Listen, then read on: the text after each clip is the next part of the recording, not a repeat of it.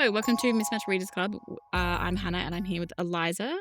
We're going to talk books, overthink characters, and go completely off topic. Probably a lot of off topic this episode, I feel. We have already, our previous episode was what, 2 hours? Yeah. I also love that you consistently read the script and I have just gone, nah. Yeah, it's because I'm like, oh no, I always get nervous about the start. And then I'm like, I mean, yeah, I can do the intros from here on out if you no, want. it's fine. I don't mind doing them. But I'm always like, oh, I'm going to forget it or I'm going to like stutter and say our names wrong or something. That's why I just say, hey, here we are, and that's about it. Yeah, it's good. Anymore. It works. Anyway, we are going to do a very brief update. We've both just been reckoning with the page count of Charlotte Bronte's Jane Eyre, which we did for our Wheel of Plot Luck challenge. Yes. And we pulled that up, and you'll hear it at the end of the last episode, where we were just like, oh, that's fine. We're fine to read that, blah, blah, blah. And then we looked up the page count, and it's like over 600 pages. So that's fine, I guess. Excellent for us. Excellent. Eliza's already bought it, and I just borrowed it from the library. Yeah. So I was especially horrified because the TBR for my next month has several books that are going to be over 600 pages yeah, long. you're fucked. I am in for a fucking ride. I need April to be a really good reading month for me because March was not a good reading month for me. So I need it to be good and the attention span needs to be working. I think the problem is the hobby brain. So I have it sitting in my bag and I have not pulled it out yet because I have to do a little bit of work on it. But I've really picked up the knitting again. And I'm currently knitting myself a jumper. So instead of reading on the train in, I've been listening to podcasts and knitting. And it really has eaten into my reading time.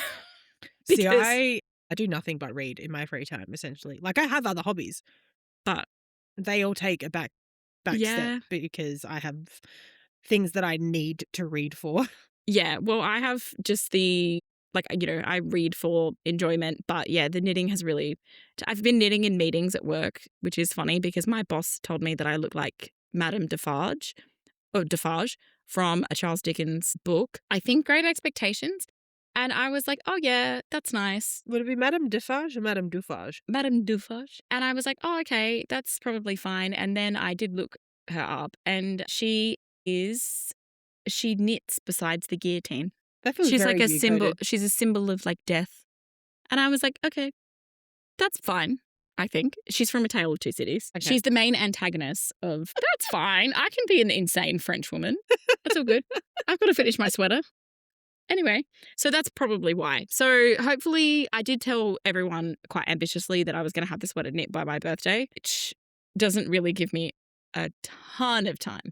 We'll see how we go. No, particularly because this episode actually comes out after your birthday. Oh, I'll put in a disclaimer of whether or not I finished knitting the sweater at the end of this episode. Also, everyone wish Hannah a happy birthday for last week because the day this comes out is a week after my birthday. Is about a week after 6 your days birthday. After my birthday. I thought I put a note in there about that, but apparently I didn't. No, you didn't. But yeah. Now, last episode we were talking about, couldn't tell you what, but you did say there was an update on the Mia Ballard Shy Girl situation. Oh, yes, I did. So basically it was Shy Girl was self-published. Then there was the controversy over the art and the artist not being compensated.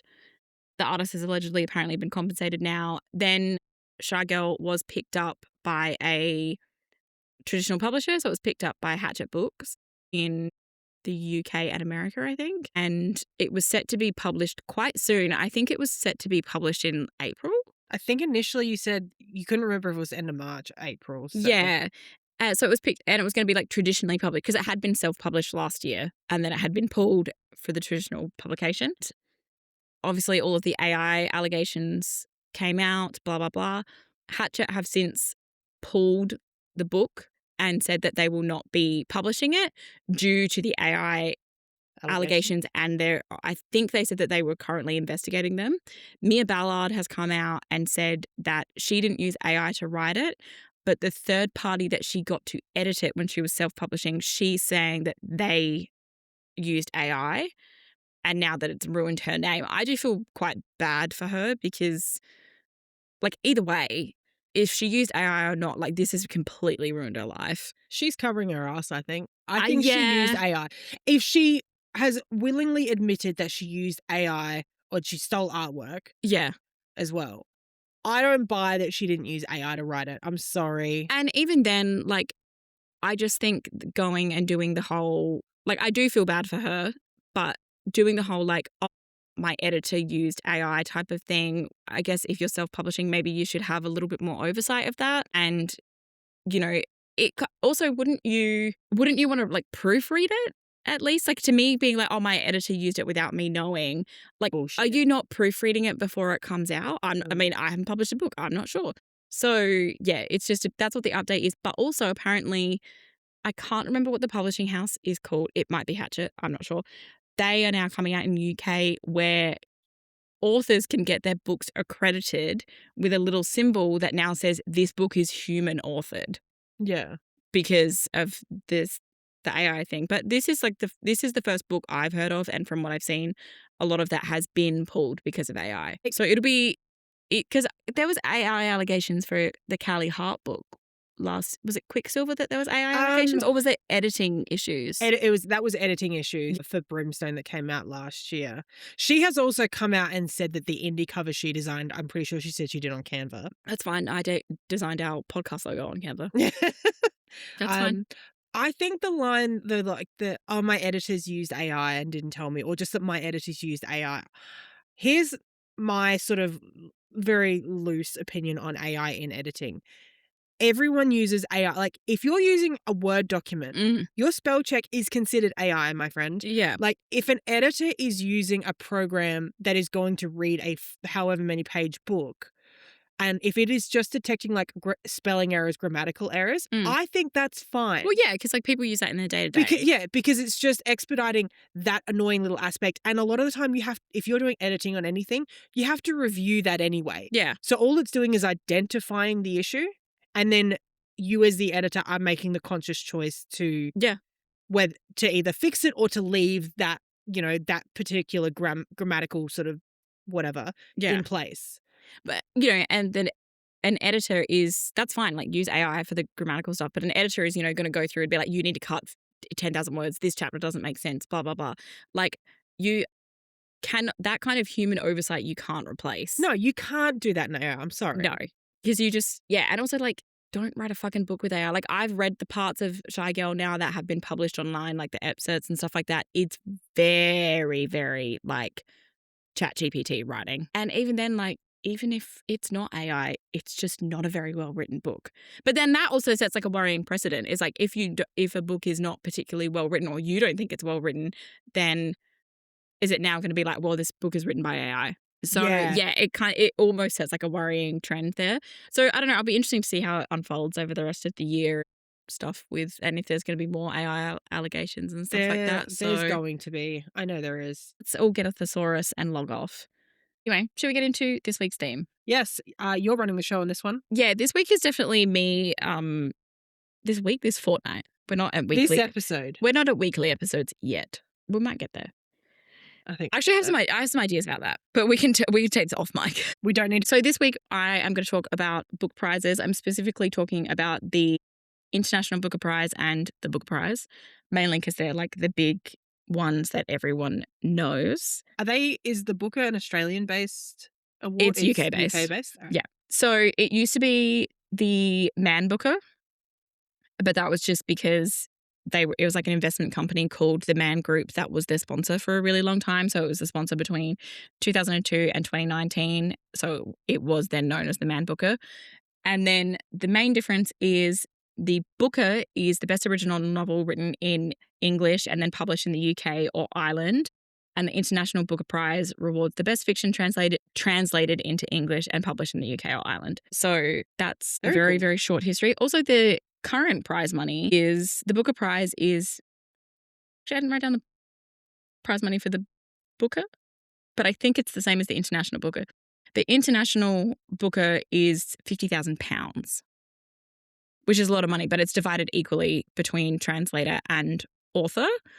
And then, but each shortlisted book gets £2,500, I think. And they also get like a special copy of, like a special hardback version of their own book, cool. Which is nice. Because, yeah, I guess it's obviously a huge thing to be. Would love to win the Booker. Just if I ever publish a book. I did say to Eliza recently, I was like, we should write a book. And then she was like, I'm not writing a book. I would be terrible. I think it'd be fine. You can edit it. Yeah, I could probably edit it. You could be my social media manager. So, the International Booker has been announced this year. Yes. So 128 books were submitted. And yeah, it celebrates the best works of long-form fiction or collections of short stories translated to English and published in the UK and or Ireland between the 1st of May 2025 and the 30th of April 2026. So is that right? Yeah, whatever. Anyway, so the shortlist of the 6 books will be announced in 4 days. So I'm going to give you my predictions because this is coming out after the shortlist announcement. So inconvenient timing for that. Oh, sorry. Each shortlisted title will be awarded a prize of £5,000, which will be divided equally between the author and the translator. So we're doing international first. International, okay. Yeah, because the Booker gets announced later in the year. Okay. So international, I think the shortlist is going to be, I thought it was a really good list this year. I can see there's someone I follow on Instagram called, I've forgotten what his name is, but I am going to tag him in this episode because he's currently reading all of his goal is he's reading the long list. And he's over halfway through it at the moment, which is. Didn't the list only get announced like a month or 2 ago? No, that's a lie. 6-ish? 6 or 7 weeks ago, I think. Okay. And he's halfway through the Yeah, he's booting through it. Good for him, honestly. I'm actually really jealous, though, because I just saw that he got a couple advanced copies of books that I really want to read, and I'm just like, God damn it. Publishers, please send us advanced copies. Yes, I'll do it. I'll get on there and talk about them. Anyway, my predictions for this shortlist are She Who Remains by Renee Karabash, which is translated from Bulgarian. The Director by Daniel Clemen, which is translated from the German. The Witch by Maria Nidier, which is translated from French. I really want to read this. This is on my TBR for this year. Women Without Men by Shanush Paraspur, which is translated from Persian. The Wax Child by Olga Raven, which is translated from Danish. That is what I'm trying to get you to read. I tried to find it the other week. That reminds me, they have it. I checked online. I didn't go in person, but Dimmicks in the city has heaps of copies apparently. So you could go Dimmicks, and apparently, what's the one on Hindley Street? Imprints? Imprints has it as well. So yeah, you could get it from there. But I really want the Wax Child to win. I really think that it's admittedly, I haven't read anything else on this. But I also think the prediction to win, which I didn't even put it on my shortlist, is The Remembered Soldier by Annette Danesh, which is translated from the Dutch, is another one that I think could possibly want it to be the Wax Child. In my heart, it's the Wax Child. But we'll see if it even makes the shortlist. So if this section is one long beep on the episode when it comes out, it's because I fucked up the shortlist completely and none of them actually made it onto the show. Oh my God. Yeah, well, I won't be editing this until after the shortlist is out, so we could see if I'm correct. Yeah, that'd be interesting. That would be interesting. Anyway, it gets... Write them down. Oh, I bolded them in the... Excellent. So when you edit, you can check and we can do a little count of how many I got. Right. I do need to look up when the winner gets announced. The winner is generally announced in May. I think it's the 19th. Okay. And then... We'll do a post on Instagram when the winner is announced. Because also I just wanted to check when the Booker Prize actually is announced so that I can tell you guys when I'll do my next Booker episode. Oh yeah, so the Booker Prize is books published between the 1st of October 2025 and the 30th of September 2026. The Booker dozen of 12 or 13 books will be announced on Tuesday the 28th of July. The shortlist gets announced in September and then the winner is announced in November. And yeah, they receive £50,000. That is crazy. That's so much money. That is so much money. So much money. Patricia Lockwood is one of the judges this year and she wrote Priest Daddy, and also everyone is talking about this, or no one is talking about this, I think. Yeah. Fantastic book. I read that book and it completely, this is such a tangent. Anyway, that book completely blindsided me because I went into it thinking like, oh, haha, this is kind of a comedy book. And it had such a, she really buried the lead with the book and it ended up being so devastatingly sad. But yeah, it was fantastic. Like I think she's a really talented writer. So those are the books for the International Booker. I'll be very interested to see what does get announced for the Booker. Because also the dates are much different to what I thought they were. So I was thinking that it might be the books now that I thought that might be onto the Booker list are now, I realized I don't think the publication lines up. So that'll be, I'm going to keep my mouth shut about what I think is going to be on there. Last year's International Booker Longlist and Shortlist, it was won by Heartlamp by Banu Mushtaq, and it was translated from Canada, which I think it was the first book to be translated from that language that got to the Booker, which was cool.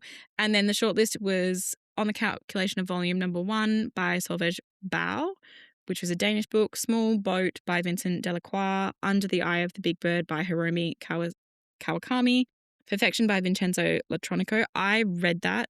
I have some thoughts. I will get back to that. Heart Lamp, obviously, and A Leopard Skin Heart by Anne Serrier, which was translated from French. Perfection was good. I read it. It's very, very, like, it's a teeny tiny little book. It's probably like just shy of 200 pages. Okay. Don't quote me on that. But it's short, and it's very like cool, aimless millennial couple like moves to Berlin and has the kind of like cool Instagram worthy life, and then is like, oh, my life has no meaning. So it's very like millennial malaise kind of book. It was okay. Like I was entertained reading it, but nothing has stuck type of thing. Like I couldn't even tell you, I don't think the characters are named, but nothing about it has like particularly stuck. But I find the author to be quite an interesting person. Like I've seen his interviews and stuff like that, and he is like, I want to read more of his stuff. Okay. So it was an enjoyable read, but like also I don't think I'll ever reread it, but the cover is really nice. I've got like the fluorescent pink cover. It's very cute. There was a lot of books on the long list that I wanted to read that are still on my to be read, and I haven't finished. I wanted to read On a Woman's Madness. I wanted to read Hunchback. Wanted to read Reservoir Bitches. The interesting thing about the 2025 International Booker was that all of the 6 shortlisted books were all produced by independent publishing houses, which was cool because it wasn't the big ones, which was good. In 2024, I actually can't remember how to pronounce the book name. I think it's Kairos by Jenny Erpenbach was the winner. I did want to read that. I still have it. I haven't read it. Just like so many books where I like pile them up and go, I'm going to read that, I'm going to read that. And then they're just sitting collecting dust, which is really bad. I need to do, like, genuinely, I need like a 6-month no-buy where I just read the books that are on my bookshelf. It's like a shop your bookshelf type of thing I need to do. I did pretty much a 3-month. The only book I bought in 3 months up until pretty much the start of March was the special edition of a book that I've already read. Did you break it when we went to Dylan's? No, I bought a couple of things here and there. Okay, good. So yeah, that was all I bought. That was the only thing I bought, and I was like, I'm not really counting it because I've already read it. Yeah, that's buying the shelf. I'm just buying the shelf trophy. It's not adding to my TBR in any way. Trophy. Yeah, well, I already have the book. Yeah, the book that was on the shortlist in 2024 that I did read, and I also have like continuously like recommended this book and thought about it quite a lot, is What I'd Rather Not Think About by Gente Postuma, and which I'm not sure that I have pronounced their name correctly, but it is about, it's another really, really short book. I think that's the thing, is like a lot of books on the Booker, I think that's why that person is getting through them quite quickly, is they read really fast, but they are generally quite short books. I was going to say that when you mentioned it, I said like traditionally with a lot of, because the Booker is definitely literary fiction heavy. Yeah. A lot of those books do tend to be quite short. Yeah, they are quite short. And then like The Remembered Soldier, which is this one on this year's long list, is a really, really long one. I think it's 750, 800 pages. Like it's a big brick of a book. But What I'd Rather Not Think About by Gente Postuma is, it's like about 2 twins. It's a sister and a brother, and it's kind of their relationship and how close they are and everything like that. And then it eventually leads, spoilers if you haven't read it, where the sibling, like the male sibling, ends up kind of weirdly getting involved in like a fringe religion, but he also kills himself. And it's like the ending of the book is kind of like the female twin like learning to live without that part of her. Yeah.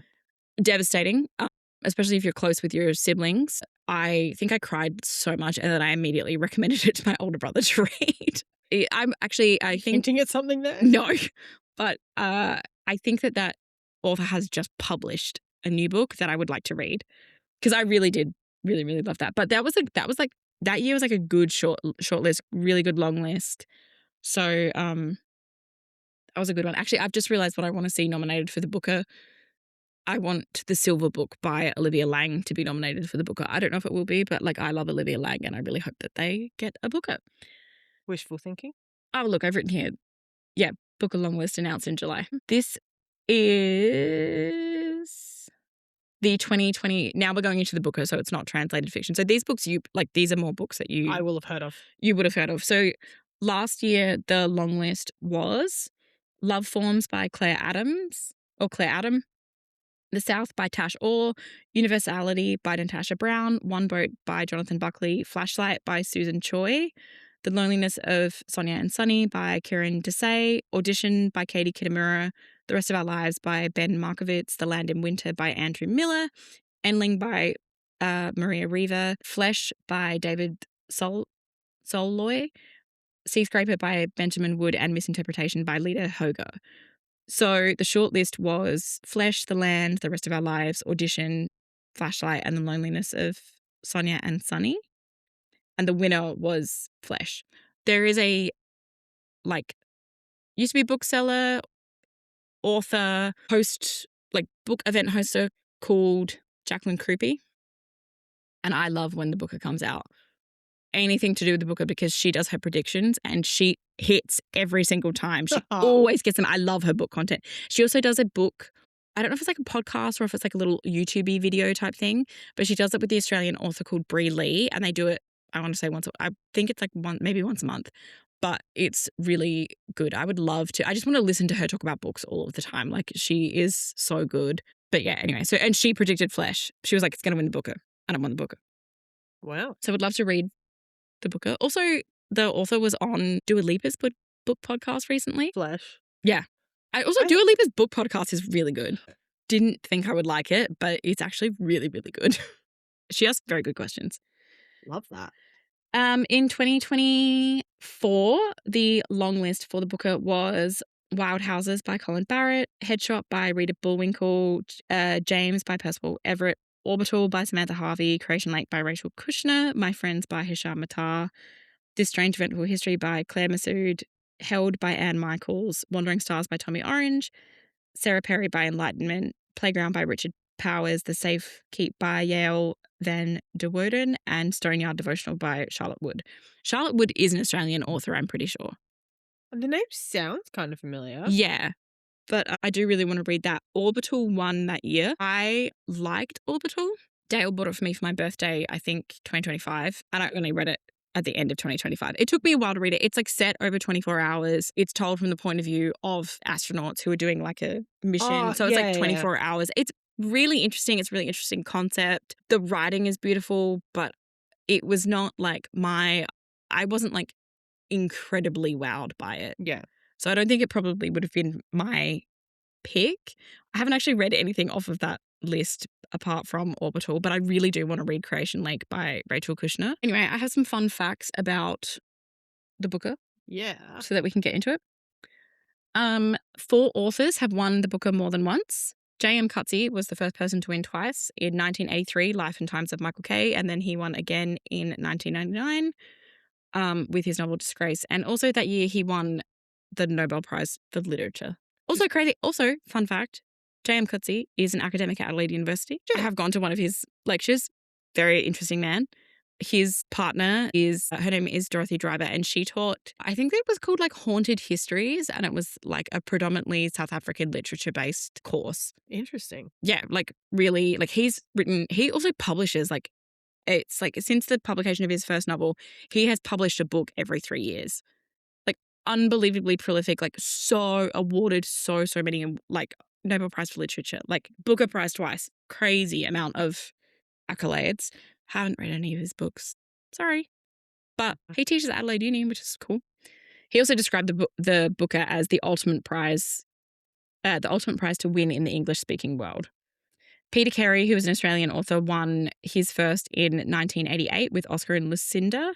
Oh, I've heard of that. Yeah, and then in 2001, he won again for True History of the Kelly Gang. Yeah. Which I don't think I've read, but I definitely remember hearing about it.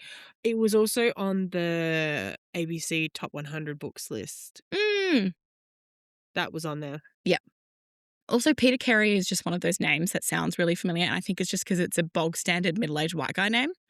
Yeah. Hilary Mantel won in 2009 with Wolf Hall and with Bring Up the Bodies, and that made her the first woman and first British author to win the prize twice and the first person to win the prize for 2 novels in a trilogy.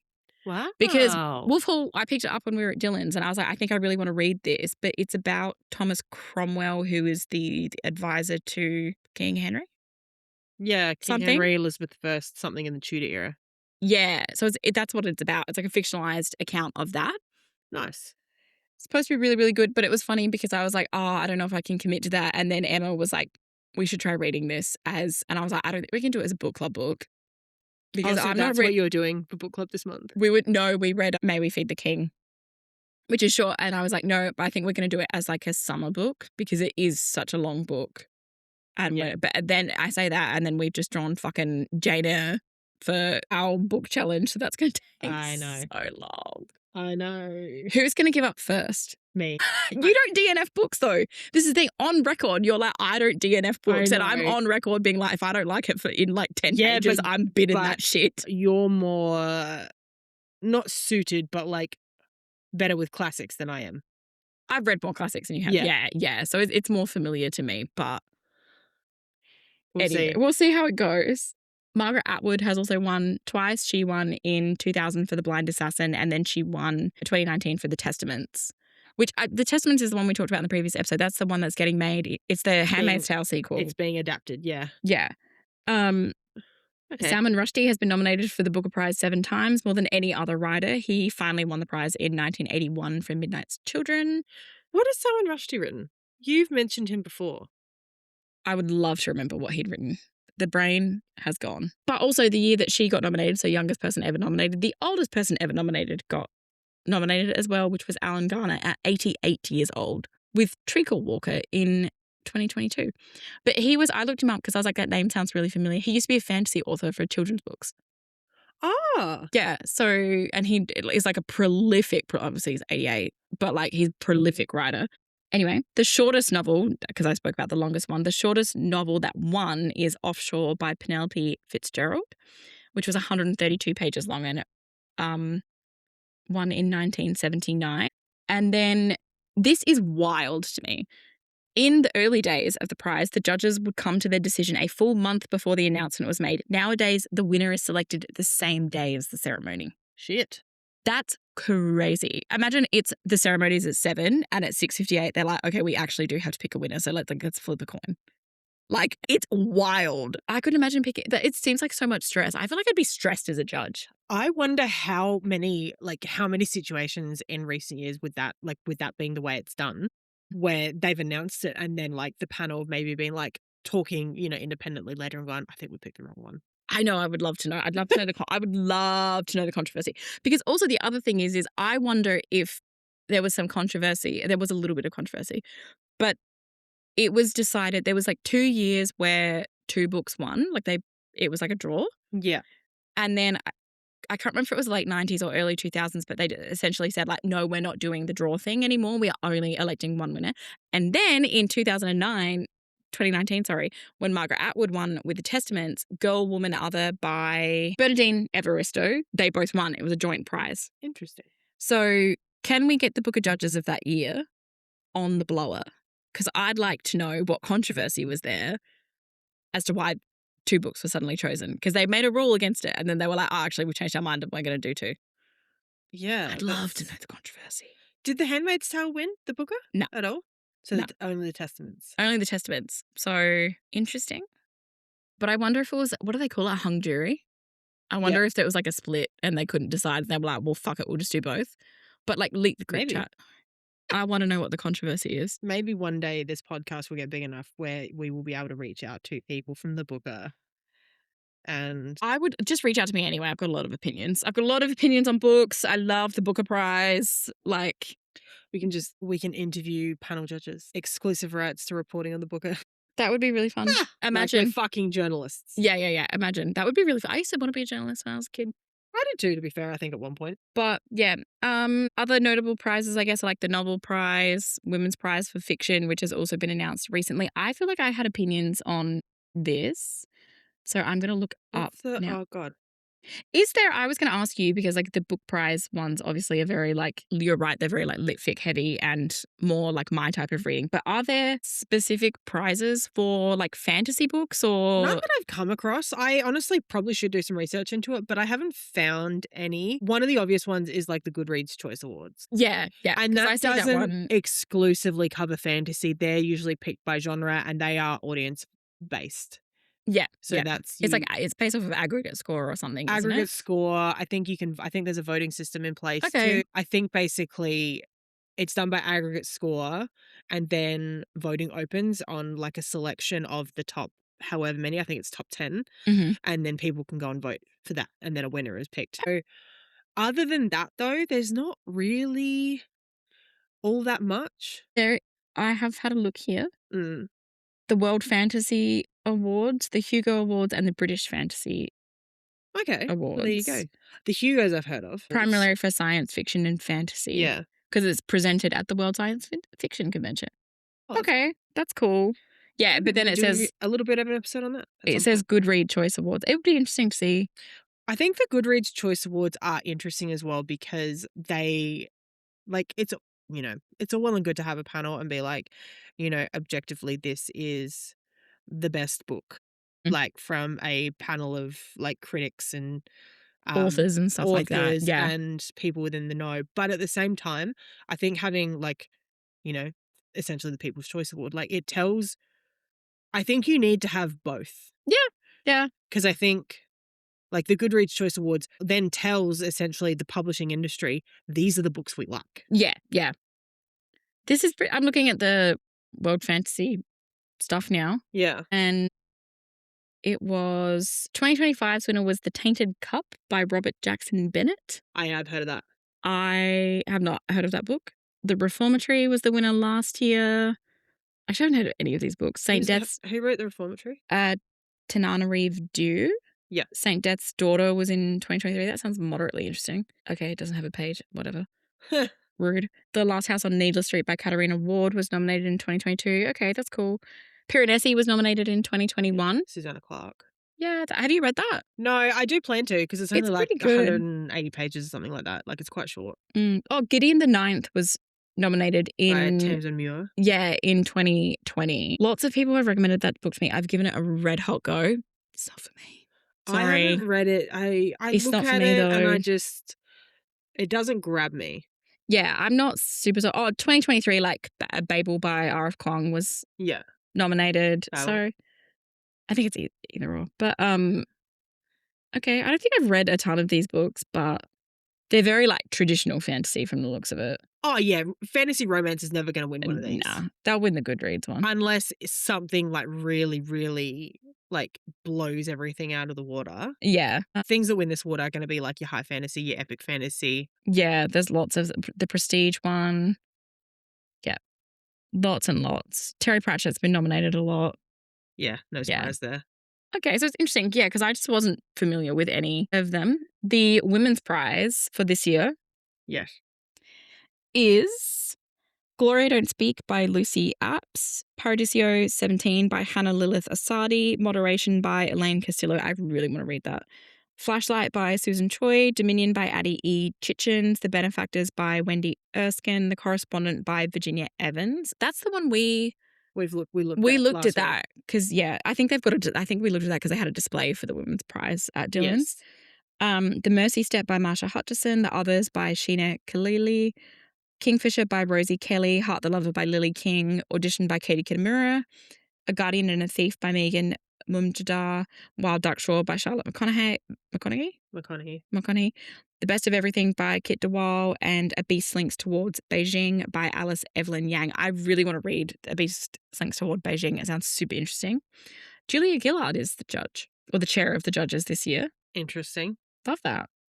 Good for her. And then, yeah. Cool.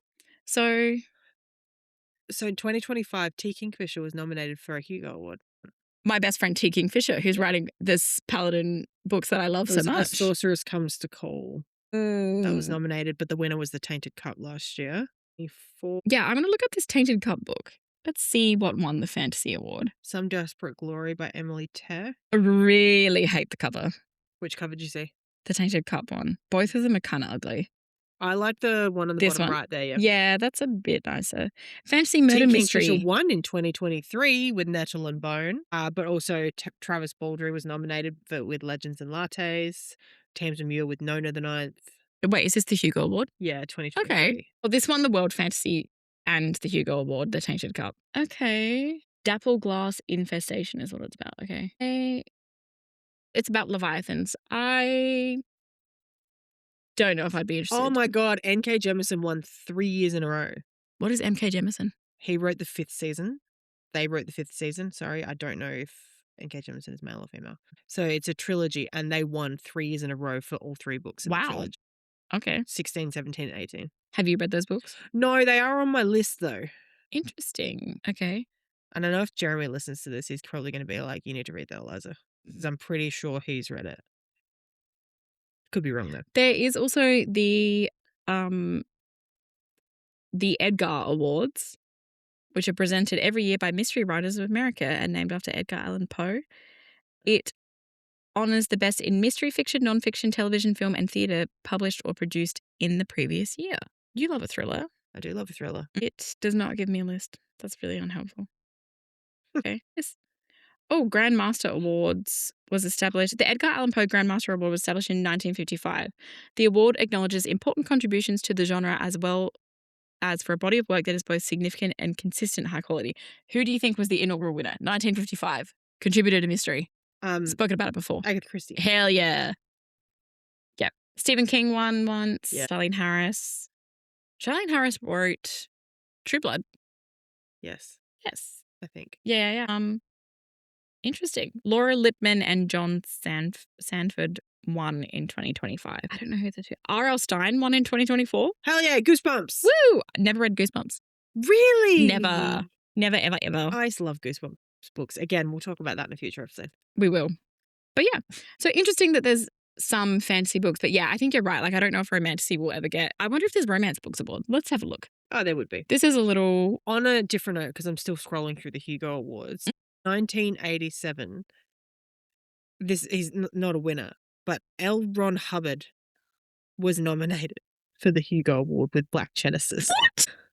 I don't know how I feel about that. I don't like that at all. Very glad the man is dead. Yes, it says I googled romance book awards. Yes. Goodreads Choice comes up as the first one. Of course. There is also the Romantic Novel of the Year Awards, which is UK-based.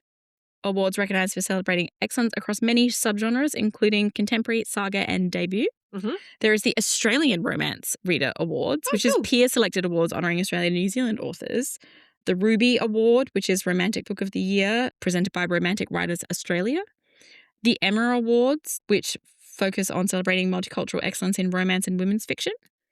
There is the Benjamin Franklin Award for romance. That seems incongruous. That doesn't really match up in my mind. And then there was the Reader Awards, which is now defunct, the Vivian Award, and then the Daphne du Maurier Award, which is a prestigious award given to romance novels with strong mystery or suspense elements. Interesting. So in other words, we know barely anything about different book awards. Yeah, outside of the Booker and the Women's Award. Yeah, I know a lot about the Booker and I know a lot about the Women's Prize, but that's pretty much it. So that's the book prize. If you would, what would you have a book prize? What would your theme be if you ran a book prize? I don't know. I don't realistically, I don't read with enough of a critical mind, I don't think, to actually be like, I could definitively have a book prize. Okay. What do you think is the best romantasy book of the last 5 years? Of the ones you've read? You know what the two answers are going to be. Do you want single book or series? Both.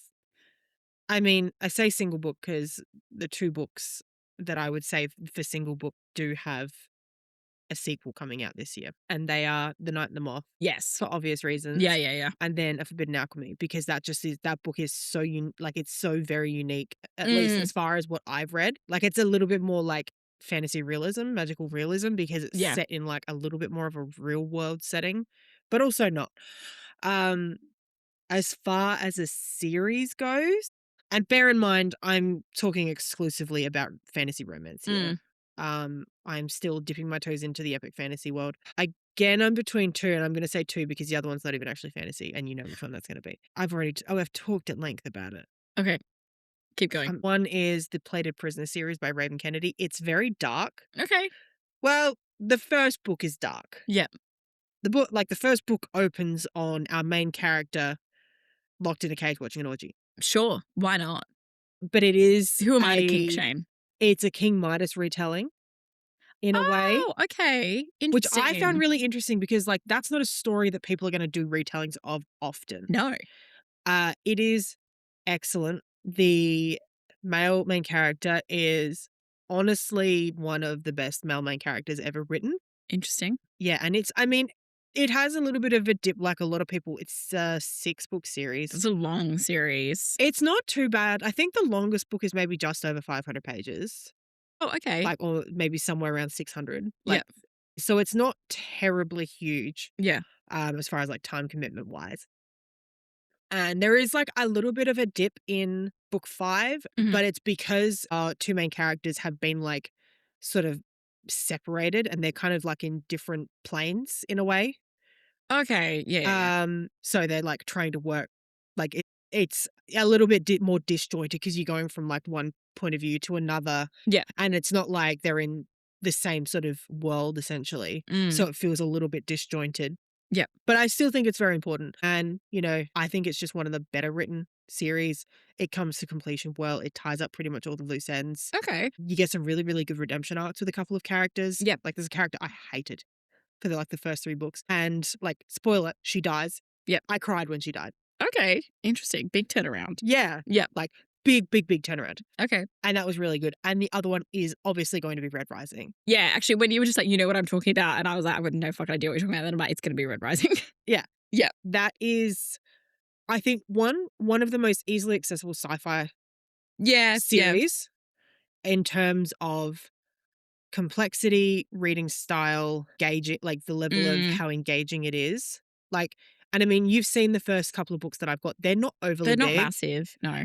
The next few are, but the series is split up into 2 arcs. Like I've said this to you before. I'm saying for the sake of the audience. It's split up into 2 arcs. I have only read the first 3. I've only read the first arc. Okay. I'm waiting for the last book their release date for the last book to be announced because a few people have said, like, you finish Lightbringer, which is book 6. Yeah. And it ends on a bit of a hellish cliffhanger. And they're all suffering, waiting for the announcement of Red God. No, thank you. Yeah, I am also like, no, thank you. I will wait. It was long enough. It's like long enough for me reading The Night and the Moth, and then like the next one doesn't come out until September. And I'm like, I want to know what happens. I need to know. I need to know. Can I please find out what's happened to Maud?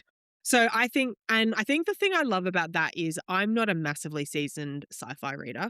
Yeah. I like sci-fi content. Like I love sci-fi movies. You know, I've played a few sci-fi video games here and there. Yeah. But as far as reading sci-fi, I haven't read much off the top of my head.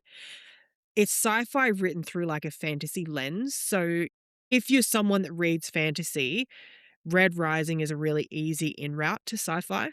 Yeah. Because it's a fantasy story set in space, essentially, is all it is. Like, I mean, Justin has been bullied into reading it. Yeah, and he likes it. Also, like, the thing that Corby and Jess say about it as well is, like, it's paced really well. Yeah. Like, it's quick and snappy kind of the whole way through, which is good because, like, sometimes I really struggle with, like, especially, like, long fantasy books where I'm like, all right. But, like, we could wrap this up. Slow points, though, but they feel important. Yeah, yeah. Like, it's not like filler episodes. No, like the slow moments are where these like big important conversations happen. Yeah, yeah. Like the big important human interactions happen there and then it's back into action. And then it's like slow moment where conversations and debriefing and like plotting and planning and stuff happens. Yeah. So it's not just like action. It is like a bit up and down, but yeah, the slow parts are where you get to sort of connect with the characters, I think. So nice. Yeah. Like they would be the books and series that I would award awards to. They're give awards they're to. the Eliza Awards. Yeah. The Eliza Award winners. Yeah. What about you? The Wax Child. Oh, I'm also trying to think like themed wise, like what would I theme? Like if you did romance and then like a fantasy or like romantasy, I don't know what my like general theme would be. So yeah, like probably like The Wax Child would definitely win for me. Maybe for like the best translated fiction I've read over the past few years. Just like so unbelievably good. What about nonfiction? Because you do read a like reasonable amount of nonfiction, or try to. Ooh, I think like the best nonfiction book I've read. Actually, no, I've started that sentence and I don't actually know where I'm going to finish that sentence. I'm on a journey here. I think like one of the best ones I've read is They Can't Kill Us Till They Kill Us by Hanif Abdurraqib. But like I would read his grocery lists. Is that the one you read like every year? Oh yeah. I'm logging on. I'm reading. I should probably reread it soon actually. But I actually feel like you would really like it because like he writes about music. Like he writes about like music and culture and everything like that. And it's so much music that we liked when we were younger as well. Like there's essays in it where he writes about like My Chemical Romance. He writes about like Fall Out Boy, like pop punk, and then also like popular rap music and stuff like that as well. Like from when we were teenagers and stuff. So like just so good, so smart, so empathetic, like just such a good writer. Like even his Instagram posts are good. Like I love when he gets on and talks about like music on his Instagram stories. Like I'm logged on. Also just like funny as well. So probably that, or anything that Olivia Laing has ever written, to be honest. The Garden Against Time by Olivia Laing last year. I was like, this will just give an insight into my like neuroses, but like I find I can't read anything about climate change because it sends me into such a state of like existential dread and anxiety that I'm like, maybe there is no reason to be alive. And I will just go into a very dark place very quickly. That's a healthy coping. Yeah, it's totally fine. It's totally normal. Don't worry about it. I can't start thinking about the weather or I'm going to lose my fucking mind. But The Garden Against Time is essentially like Olivia Laing and their husband bought like an older house and started to redo the garden. Okay. And like they talk about like art and climate change and like ecological collapse and how you rebuild an ecosystem and everything like that. But they talk about it as well about like the lens they use is John Milton's Paradise. Yeah, John Milton's Paradise Lost. Okay. So just such an interesting idea of like interrogating the idea of like paradise through different literary forms and stuff. It was so good. And also the audiobook is really good as well because like they read it and they just have like a very lovely speaking voice. But I think they would probably be the two non-fiction that I would award. Also Hanif's other book was about basketball and I'm trying to remember what it was called. That was really good. I didn't think I would like it. You're not really a sports person. I did have a big NBA phase though. Yeah, that's true. I did have a big NBA phase. It is called A Little Devil in America, which is A Little Devil in America is one of Hanif's other books. There's actually If I Ever Get Married, which won't happen, but there is a line in that book that I would use in my wedding vows. And then there's Always This Year on Basketball and Ascension came out in 2024. Good. So good. So yeah, they would get the Hana Awards. Yeah, the Hana. Oh my God, what happened there? The Hana Awards for nonfiction. That's what I would get. And if I was awarding fiction, I'm not sure what I would pick, to be honest. If I was picking fantasy, I'd probably pick The Night and the Moth, and I would pick the Kingfisher book. Yeah. I think at the moment. Although I did guess what the twist in the current one that I'm reading pretty early on, and I don't mind. Like it was a fun twist, so I don't really I don't get up in arms about guessing the twist. If anything, I feel satisfied because I'm like, I'm smart. Yeah, I love to guess a twist. Also, I think it used to annoy my dad a bit. Like if mum and I were watching crime shows and it would be like 10 minutes in and we would be like, they did it. And dad would be like, can you shut up? And then at the end we would be like, we told you. They looked funny. They gave a bad vibe. I do that to Dan sometimes. They didn't pass the vibe check and I think that's what happened. And I'm like, I think this is going to happen. He's like, will you shut the fuck up? I think I tried to guess the twist in... Good Seriously, Lord, guys? dog. My God. I tried to guess the twist in Hereditary. Have you seen that? Yeah. I did not guess anything. I don't think anyone. I did not expect anything that happened in that book at all. It's the same as fuck. We've talked about it before. It's that horror movie that was set in Adelaide. Zoe Tarax is in it. Fuck, what's it called? Fairly recent. Yeah. Talk to me. I could not have told you what was going to happen at the end, and I was gooped. I was like, oh my God, you've got to watch it. Also, because the absolute horror I felt when I went into it knowing nothing, not even having seen the preview. I was like, yeah, great, I'll go see it. No worries. And it then immediately starts house party set in the Adelaide Hills, bombarded by Australian accents. And I was like, oh, the horror is I've lived this. And then there's like scenes where it's like on Adelaide Metro buses in like Flagstaff Hill. And I'm like, I can't be seeing this because this was my teen years. And like bits filmed outside Noarlunga Hospital. I was like, oh no, this is a bit much. Fantastic movie. I was so scared from seeing that movie. That was like I messaged Justin and I was like, I'm on my way home from seeing this movie. I need you to turn every single light on in the house. And he's just like, but why? And I'm like, you need to do it. Like, you have to turn it on. I can't be near candles. Like, I'm not. I was a bit the same with Hereditary as well. Like, Hereditary really scared me. That's hilarious. But I'm a bit of a baby. Like, I like a horror movie, but I will get scared of them for ages afterwards. Yeah. Okay. I think the next episode is going to be on books we loved when we were teenagers. Yeah, childhood favorites, teenage favorites, books that sort of defined who we are as readers. Yeah, it's a bit of it's going to be interesting. A little bit of a catch-all, I think. Yeah, I think it's going to be interesting. I did have to go down a rabbit hole when I was prepping stuff for this because we thought we were going to do 3 episodes today, but it's 3:45 and we've done 2 episodes. It's not happening. It's not happening today. Because there was a book I read and I remembered vaguely what the plot was about and I could remember what the front cover looked like and I couldn't remember any character names or the title of the book or the author. And I was just like you'll probably, if you look in our Google search history, you'll see all of the stuff that I Googled to try and find Possibly in mine too. And I did end up finding it was a book called Cross Tides by Lorraine Orman. But it took me an hour. All right. I'm going to tell you off because otherwise we're going to go into it now. Yep. We will see you all in 2 weeks to talk about books that inspired us as kids. Yes, we will. Okay. See you soon. Bye.